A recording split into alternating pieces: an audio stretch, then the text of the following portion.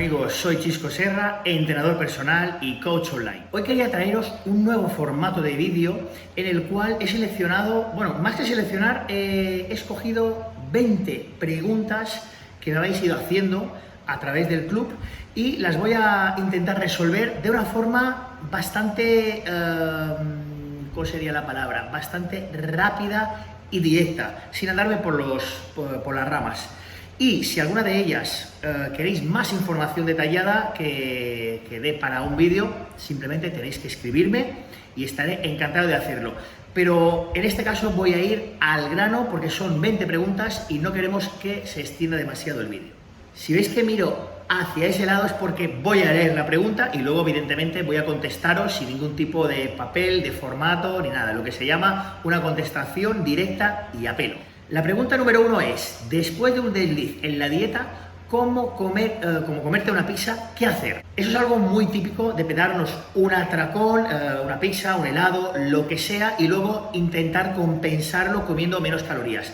Es uno de los errores que yo he cometido muchísimas veces y recomiendo no hacer nada, salvo volver a la dieta inicial. ¿Por qué? Porque si no, muchas veces, si lo que hacemos es intentar compensarlo, ya sea haciendo cardio o ya sea dejando de comer, al final lo que conseguimos es acumular más ansiedad, de forma que a los 2 o 3 días volvamos a pecar y volvamos a cometer, si no el mismo error, más grave y más profundo. Pregunta número 2.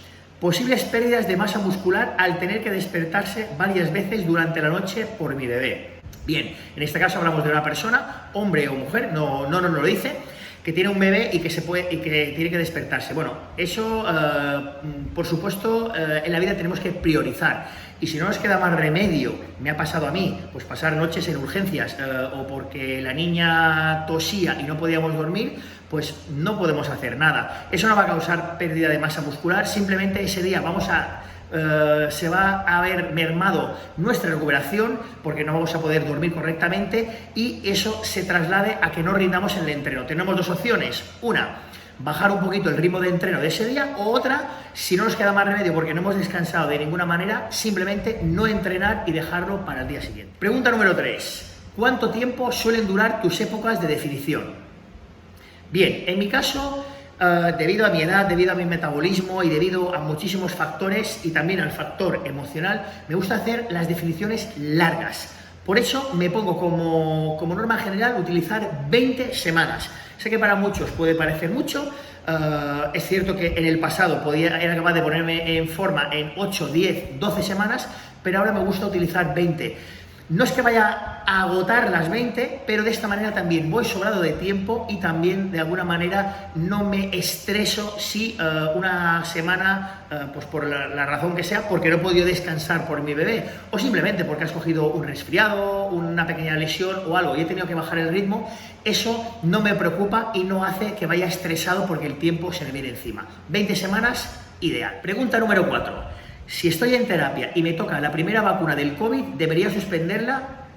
No veo la razón. O sea, una vacuna del tipo que sea va por un lado y si estás haciendo una terapia va por el otro lado. Simplemente sigues con todo pautado y si por el tema de una vacuna tienes algún efecto secundario que pueda durar varios días, pues esos días estarás un poquito más jodido, pero tienes que seguir con todo hacia adelante y no tocaría absolutamente nada. Pregunta número 5.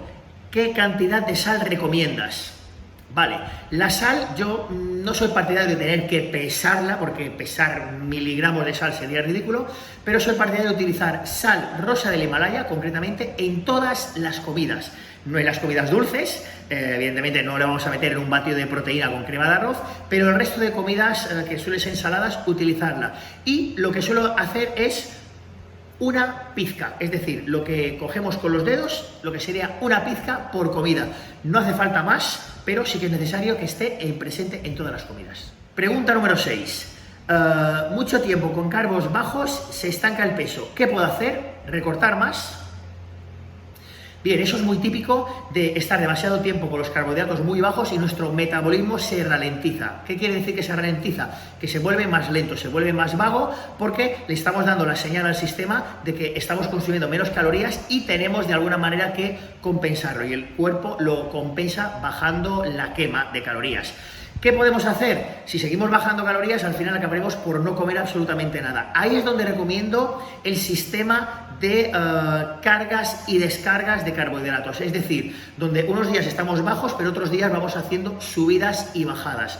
Lo que algunos lo llaman ciclar los carbohidratos. A mí no me gusta la palabra ciclar, sino descargar y cargar. Por ejemplo, lunes, martes, miércoles estamos bajos de hidratos, el jueves, viernes, sábado subimos y luego el domingo volvemos a bajar. Os he puesto un ejemplo, pero podrían ser decenas de ejemplos diferentes. Pero sí que sería un zigzag, esa sería también una forma de expresarlo, un zigzag de carbohidratos. Pregunta número 7.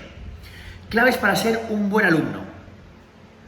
Clave número 1, cumplir con el plan establecido. Clave número 2, confiar en tu preparador o en tu coach o en tu entrenador. Y clave número 3, no hacer demasiadas preguntas. Octava pregunta que tenemos por aquí, comida 80%, entreno 20%, mito o realidad. Eso es algo que se solía hablar mucho cuando yo empezaba, ¿no? De dar tantos por cien de importancia y de hecho nos hemos dejado el tercer pilar, que sería el descanso, entrenamiento, nutrición y descanso. Yo os puedo decir por experiencia propia que daría nutrición 100%, entrenamiento 100%, descanso 100%. Tenemos que sacar el 100% a esos tres pilares, sacando el máximo rendimiento a todo para que realmente saquemos un máximo rendimiento general y la progresión sea máxima. Pregunta número 9. Sensibilidad en el pezón, incluso utilizando 0,5 miligramos de Arimidex. Bueno, en primer lugar, probaría a utilizar 1 miligramo de Arimidex o cambiaría a Aromasil o Femara, que son un poquito más potentes. De hecho, en el club existe un vídeo donde hablo de estos tres productos, Aromasil, Arimidex, Aromasil y Femara. Podéis encontrarlo haciendo una búsqueda en el club. Si aún así no mejora, probaría con el Parlodel. Y si no, estudiaría qué es lo que está provocando ese desequilibrio hormonal que provoca la ginecomastia para ir al problema de raíz. Pregunta número 10. Frecuencia de entrenamiento para mejorar el glúteo. Fácil. 3 días por semana. Pregunta número 11. Además del salmón, ¿otro pescado con buenas propiedades nutricionales? Bueno, el salmón no es más que un pescado azul y podríamos irnos a cualquier pescado azul que tendría las propiedades nutricionales por su riqueza en ácidos grasos esenciales, como es el omega 3. Estamos hablando del salmón, emperador, atún, etc. Pero tampoco hay por qué prescindir del pescado blanco, que podemos sacarle el máximo partido, y si queremos al pescado blanco lo que hacemos es añadirle un poquito de aceite de oliva virgen extra para compensar esos ácidos grasos esenciales que están presentes pero en menor cantidad. Pregunta número 12. ¿Dónde está la 12? Si en off-season bajamos de peso, ¿cómo podemos mantenerlo? Bueno, si en off-season estamos bajando de peso es porque le llamarás off-season, pero estás comiendo menos kilocalorías de las necesarias, con lo cual no va a quedar más remedio que aumentar las kilocalorías, o la otra opción sería bajar el consumo calórico, es decir, o eliminar el cardio o entrenar menos días a la semana, es decir, de alguna manera compensarlo. Al final son matemáticas, tanto comes, tanto gastas, y ahí es donde se tienen que equiparar. Y evidentemente en off-season, si queremos subir de peso, tiene que haber un superávit calórico. Pregunta número 13.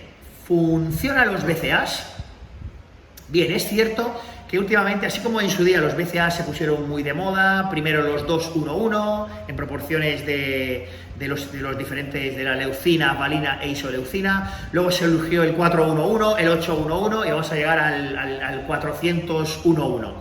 A ver, los BCAAs cada vez se utilizan menos por el tema de la leucina como aminoácido que de alguna manera no permite utilizar la ruta AMPK, que es la ruta donde podemos conseguir la quema de grasa, y en su defecto yo lo recomiendo a mis alumnos, y tengo muchísimos preparadores conocidos que también lo hacen. En lugar de BCAAs recomendamos directamente los aminoácidos esenciales en su totalidad. Pregunta número 14. ¿Cuánto tiempo recomiendas un off-season? Bien, un off-season no tiene sentido hacer un off-season un mes o 2 meses. Como mínimo yo recomiendo estar en ese periodo de crecimiento, porque es como vamos a llamarlo, durante mínimo de 6 meses. Evidentemente se puede estar más tiempo, pero os puedo decir que a los 6 meses uno acaba harto, iba a decir hasta los cojones, pero sí harto de comer, incluso saturado. Después de esos 6 meses haríamos un periodo de 4 o 6 semanas de mantenimiento, donde intentamos, ya no aumentar, pero sí mantener el peso, y a partir de ahí podríamos empezar lo que es la temporada de definición, de competición, de como queráis llamarlo. Pregunta número 15. Haciendo más de 20.000 pasos, ¿es necesario añadir cardio? Bien, tenéis un vídeo en el club donde hablo específicamente del tema de los pasos. Una cosa son los pasos y otra cosa es el cardio. Los pasos queman calorías, pero el cardio como tal tiene una serie de beneficios que explico en el vídeo de una forma mucho más holgada, que os recomiendo ver para que entendáis un poquito la razón de mi respuesta. Pregunta número 16. ¿En etapa de definición mantienes carbos en todas las comidas o solo en algunas?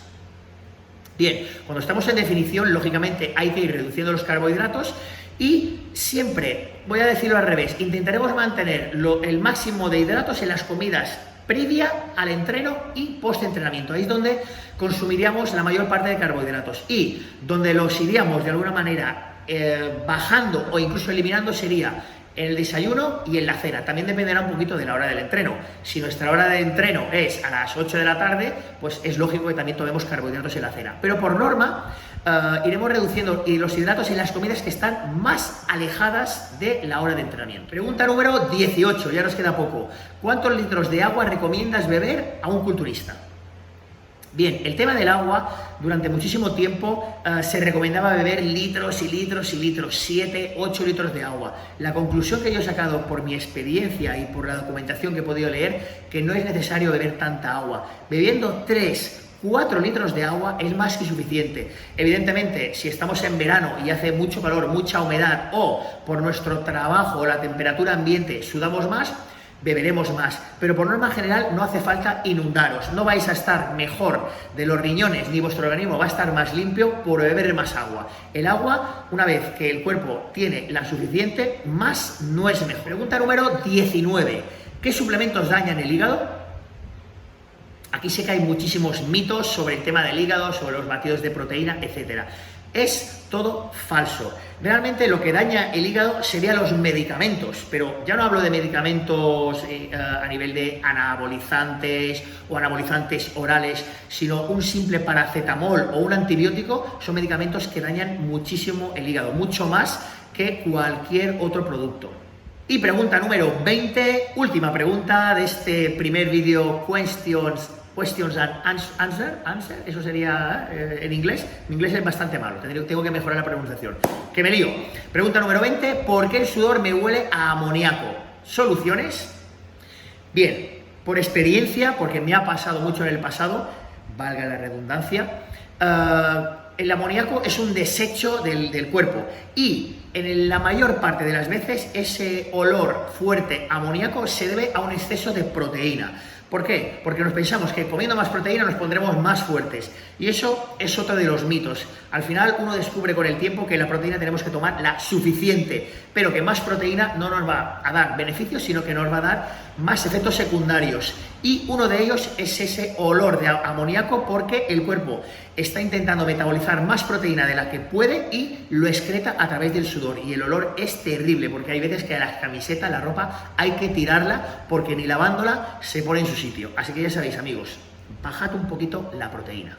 Bueno, pues este ha sido el vídeo de las 20 preguntas que me habéis hecho. Como os he dicho al principio, si tenéis alguna duda puntual sobre alguna de las preguntas, me la podéis hacer a través del formulario del club para daros una explicación un poquito más amplia, e incluso me podéis sugerir de alguna de ellas hacer un vídeo con una respuesta mucho más profunda y más, de alguna manera, más elaborada, porque he ido muy al grano, muy rápido, como si fuese pam, pam, pam, rollo pasapalabra.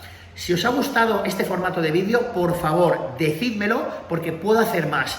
Pero del mismo modo, si no os ha gustado o no os parece para nada interesante y os parece un pelmazo de vídeo, un coñazo, decídmelo y ya no pierdo el tiempo haciéndolo y me dedico a hacer otras cosas que sean mucho más interesantes para vosotros. Un fortísimo abrazo y hasta el próximo vídeo.